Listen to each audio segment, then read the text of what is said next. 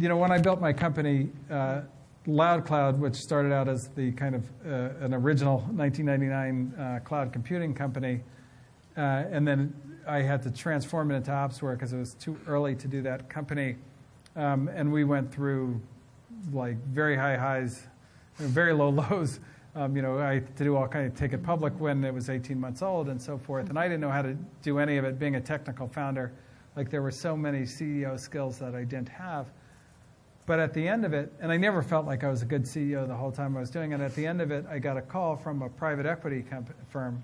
And private equity is different than venture capital in that they're the kind of guys who do buyouts and turnarounds and that kind of thing.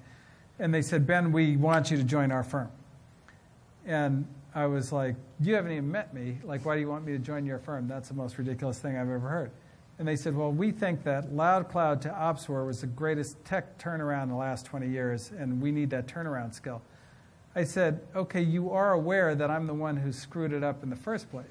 So I was just fixing my own mistake. It's not like I can fix somebody else's company.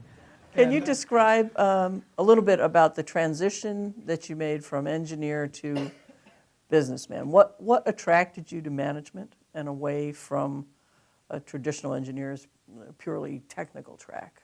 Well, being trained as an engineer, being surrounded by engineers, and believing that we were always much smarter than those other guys who wore suits, that sort of thing.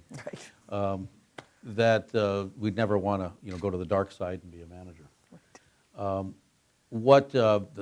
The joke is that, engineers, you can tell an engineer because he looks at his shoes when he talks, right?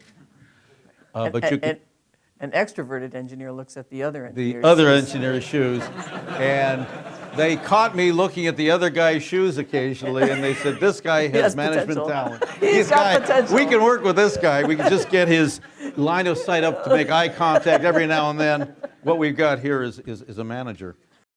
The beauty of the systems engineering is you think about how things come together, where the trades are.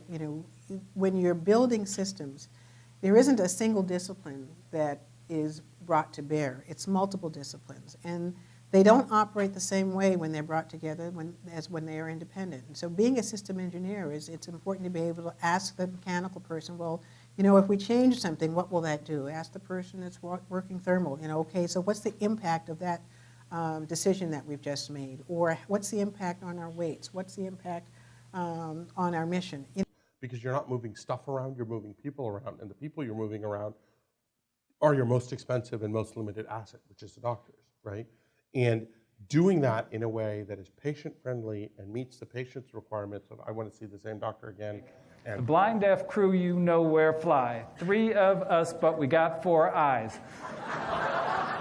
So anyway, that was a long answer. We're so glad. That was my original career. We're so glad that you discovered entrepreneurship.